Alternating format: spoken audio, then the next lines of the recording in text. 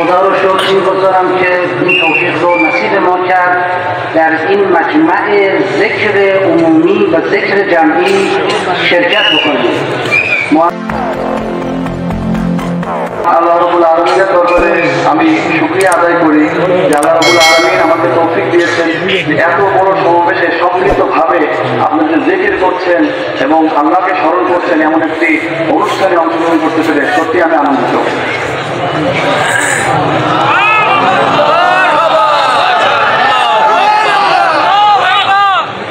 یدالله مع الجماعه، دست قدرت خداوند با جماعت هست.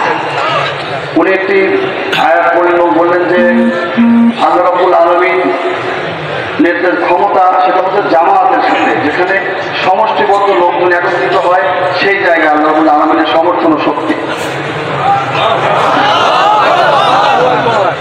جمع شما مرا به یاد جمع اربعین امام حسین علیه السلام انداخت. আপনাদের এই সম্মেলন, আপনাদের উপস্থিতি, বিপুল পরিমাণ উপস্থিতি আমাকে স্মরণ করিয়ে দেয় কারবালায় ইমাম হুসাইনের 40 অনুষ্ঠানকে।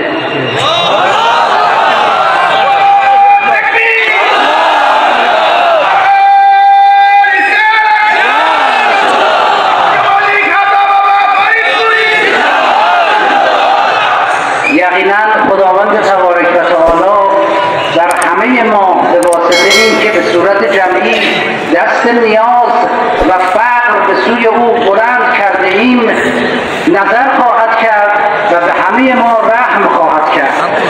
নিশ্চিতভাবে বলতে পারি যে এই সম্মিলিতভাবে যে আমরা হাত তুলছি এবং নিজেদের হাজার নিজেদের চাওয়াগুলো আল্লাহর দরবারে উপস্থাপন করছি, এই সম্মিলিতভাবে চাওয়ার মাধ্যমে ইনশাআল্লাহ আল্লাহ রাব্বুল আলামিন আমাদের কথাকে শ্রবণ করবেন এবং রহমতের দৃষ্টিতে আমাদের দিকে তাকাবেন।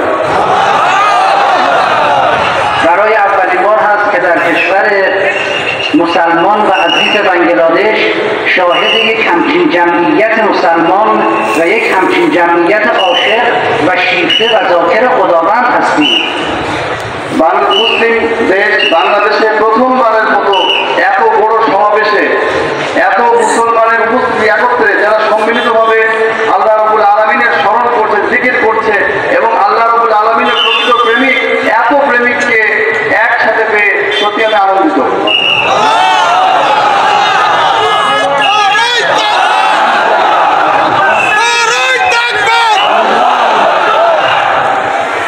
قدر این جمعیت و این نعمت را بدانید و شکر خداوند را به جا بگذارید.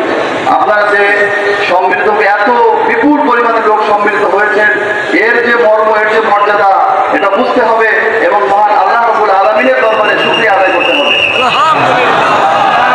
خداوند رحمت بکند گذشتگان این دربار شریف را که بستر و زمینه یک همچین جمعیت و یک همچین ذکر الهی را فراهم کردند. এই দরবারের শরীফের যারা মরহুমিন আছেন, যারা গত হয়েছেন এবং যাদের কষ্ট শ্রমে আজকের এই পরিবেশ তৈরি হয়েছে, আল্লাহ রাব্বুল আলামিন তাদের প্রতি রহমতের দৃষ্টি দেখুন ইনশাআল্লাহ। و تشکر و سپاسگزاری می‌کنیم از دستاندرکاران فعلی این دربار شریف که یک همچین بستر و یک همچین جمعی رو فراهم کردند. পাশাপাশি আমি কৃতজ্ঞতা জানাতে চাই, ধন্যবাদ জ্ঞাপন করতে চাই তাদের প্রতি যারা আজকের এই সমাবেশকে, এই সম্মেলনকে সফল করতে শ্রম দিয়ে যাচ্ছেন নিরলস।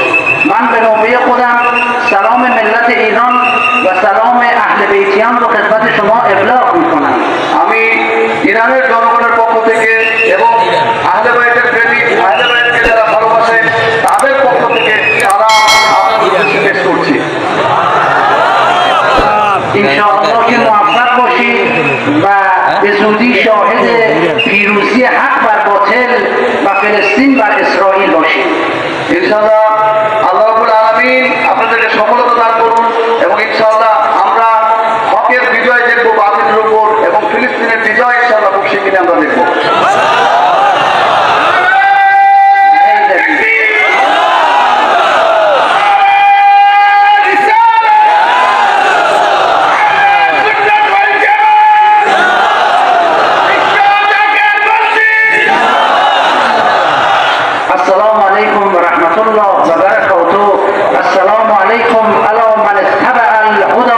ওয়া রাহমাতুল্লাহি ওয়া বারাকাতুহু।